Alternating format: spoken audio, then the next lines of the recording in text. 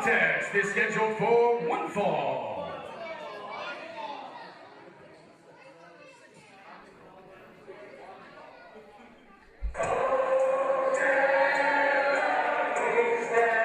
Well, your perennial favorites, I can already see you getting off of your chair and saluting in honor of the Canadians that aren't really Canadians. Close enough, Joe. Close enough. They trained in Calgary, Alberta, Canada, but they are Americans. But don't tell them that. It's Team Storm, Dupree, and Pollock. Making his way to the ring, bringing the company by R.C. Dupree, St. Paul, Minnesota, weighing in at 229 pounds. The next trending topic, Jack Pollock. And it's not that, they're not residents of Canada. They're like Canada's adopted sons. I see. Well, one thing is true that can't be debated. Jack Pollock hasn't been beaten since he came back to Premier Championship Wrestling, and Jack Pollock has R.C. Dupree to thank for a lot of that. He's got the Les Incompetents R.C. Dupree, and that means... You call him lazy? No, that means the eccentric artist. I see. What's so eccentric about his Landstorm t-shirt he sported? Well, you're not an artist, so you wouldn't understand it. That must be it. There's a lot of things about RC I don't understand. I bet you've never painted a painting or sculpted a sculpture in your life. Finger paints count? No, nor to paint by numbers.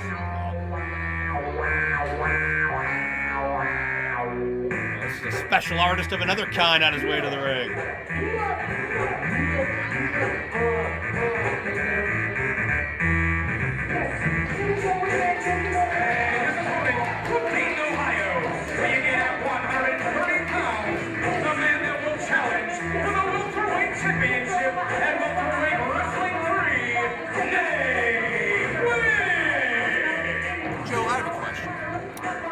Why doesn't Nick Lendl just say for Nate Wings, the guy that kicked Ace Perry right in the mouth and cost him the welterweight championship?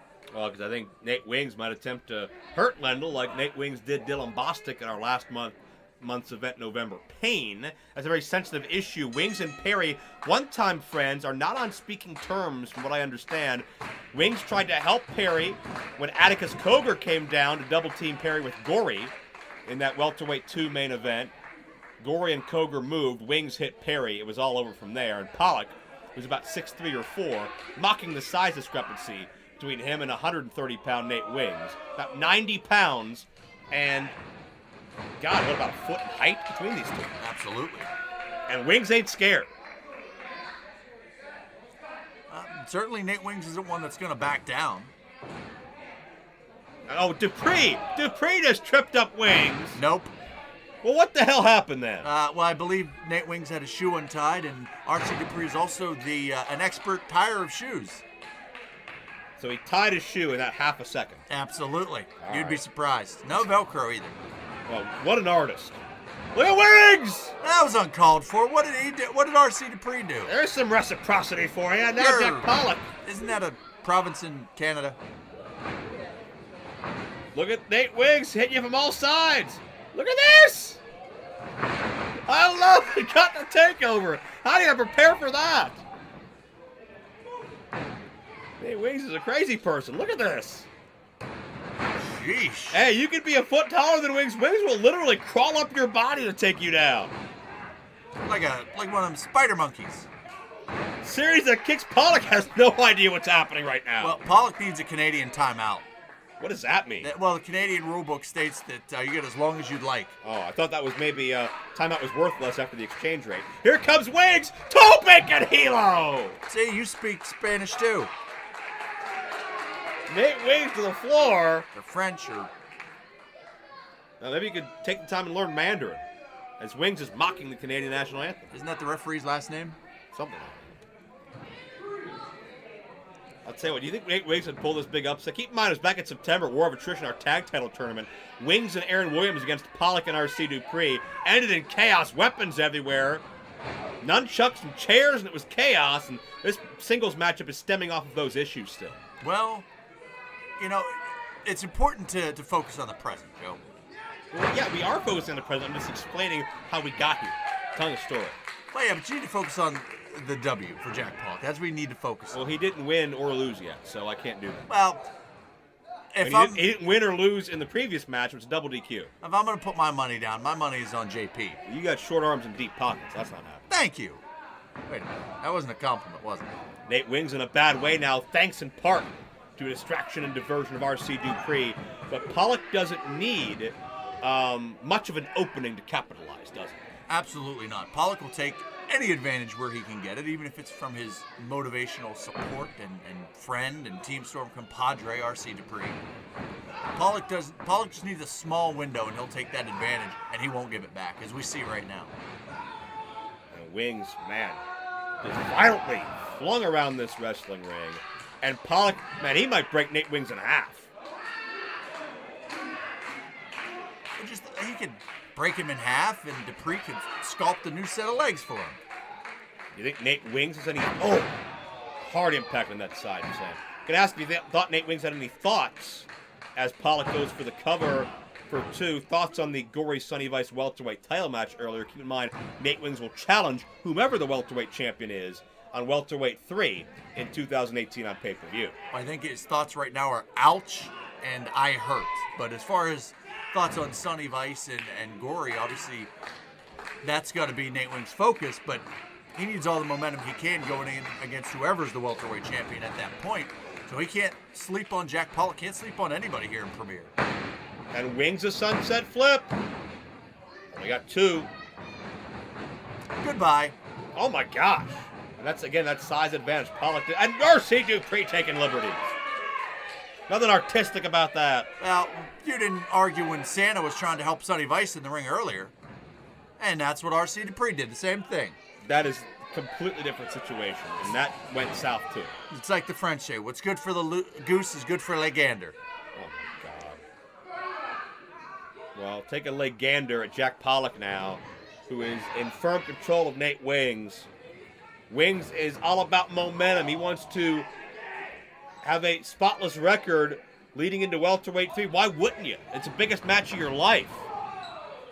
As Pollock is just taking liberties on Nate Wings. And again, this size advantage is just overwhelming. Well, like you said, it's a good foot or so advantage, and that helps the reach. We've seen Nate Wings able to counteract that a little bit. Nate Wings, well, now victim of the cover here. Pollock on top, the lateral press for 2.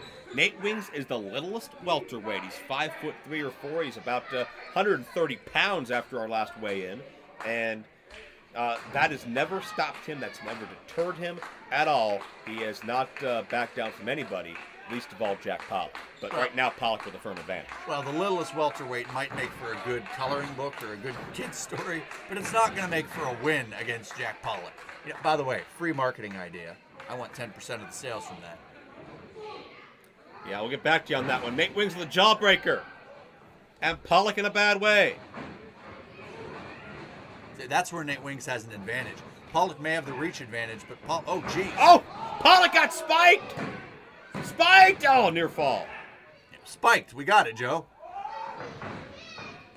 Spinning back kick, nicely done.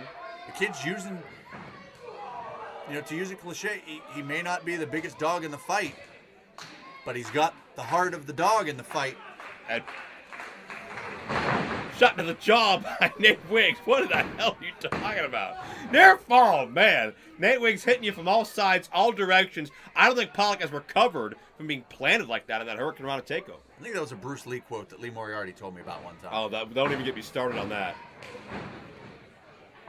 Could this be the Booker T? When I think of Booker T, I think of Nate Wings. Oh, I came here for the Booker T's and the Nate Wings for sure. Springboard shooting star.